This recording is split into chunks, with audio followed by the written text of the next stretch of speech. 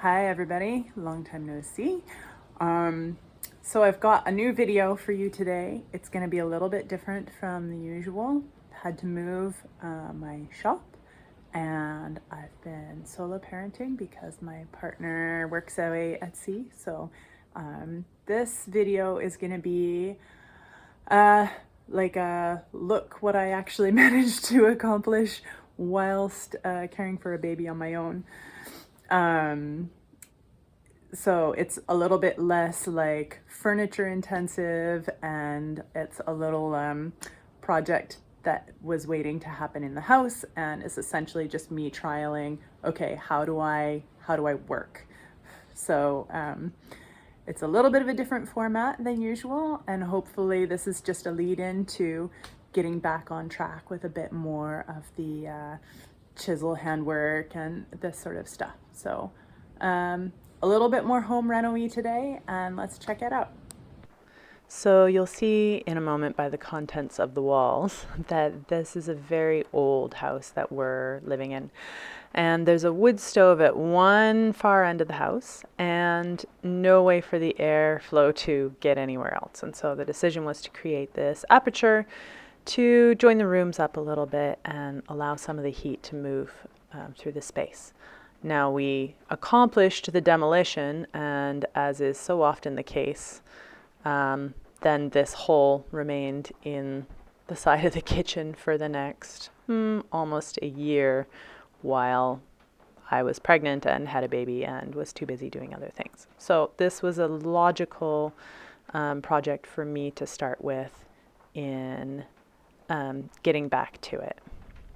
I'm not going to get too caught up in the weeds about load-bearing walls and whatnot. It's needless to say, if you don't know whether or not your wall is load-bearing, don't cut holes in it.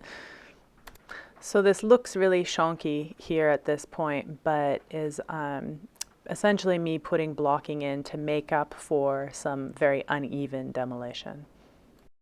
Okay, so because my shop looks like this right now, then I have set up here in the driveway, and I was going to cut out this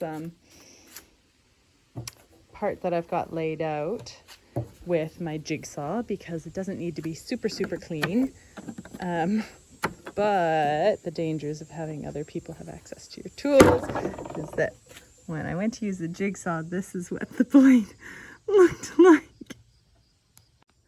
So I'm going to do it by hand because when your shop looks like this, you have no idea where the replacement blades are.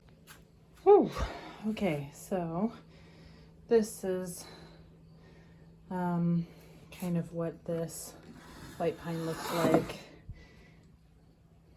It's pretty rough, but it's too wide to fit through my planer, and so I just kind of knocked the worst of it off with the sander to have a look at it, but I'm doing the planing by hand, and I think it's going to come out pretty nicely. I think we're still going to have some of that spalted look with the mold in there, but the center's coming through quite nicely.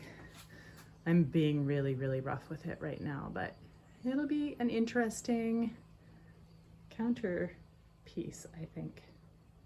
On pretty much any given day, you're going to find that I'm not a fan of live edge or knotty or kind of rustic looking materials. It's just not really my thing.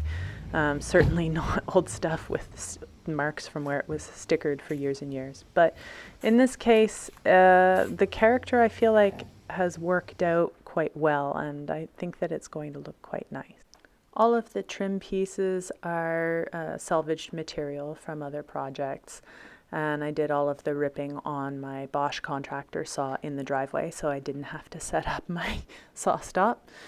And so there's various finishes on the pieces, but since it's all going to be caulked and painted anyways, then, you know, it'll all come together in the end.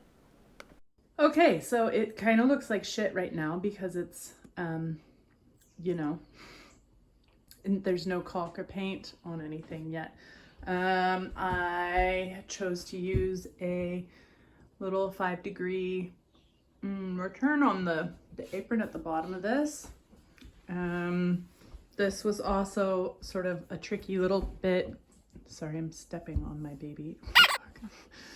Trying to decide how to integrate this frame with the door frame, as the door frame had this rounded corner and this bit of character to it, and how to integrate this apron, etc., etc. So what I decided to do is just I used my planer just to knock it into a little bit of the same profile as the edge. And then similarly, I carried this, I haven't attached yet.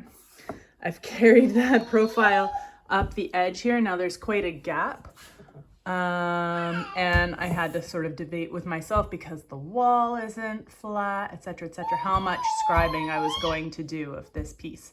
And what I decided is I'm not going to scribe it. I'm going to just fill it with a, you know, essentially a large splinter of wood.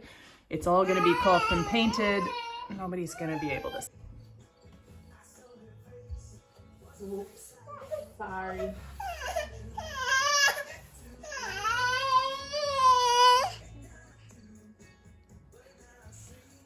Okay. We've got a new caulk gun.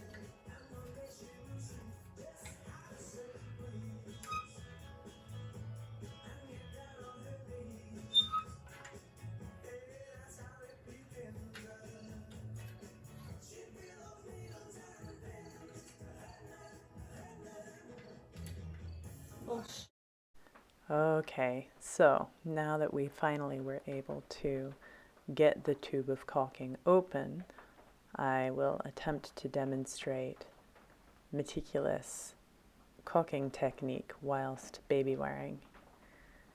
And if you've ever attempted to do anything whilst wearing a baby, it's just not really possible. You've got all of this extra weight on the front of your body, so you can't really bend over. You're having to squat to get any sort of height change, and yeah, I suggest what I went for in the end, which is putting the baby down for a nap and then doing the work. No problem.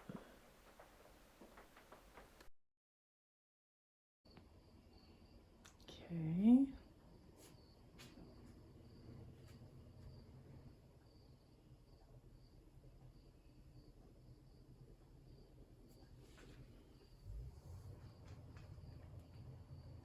All right, and here is the reveal. Yeah, so I would say that in a normal life, or life as it was, we'll say, this is a project that would have taken me a couple of days. There was dry time for varnish and for paint and all of these things, but yeah, a couple of days I would have been able to bang this out without any issue.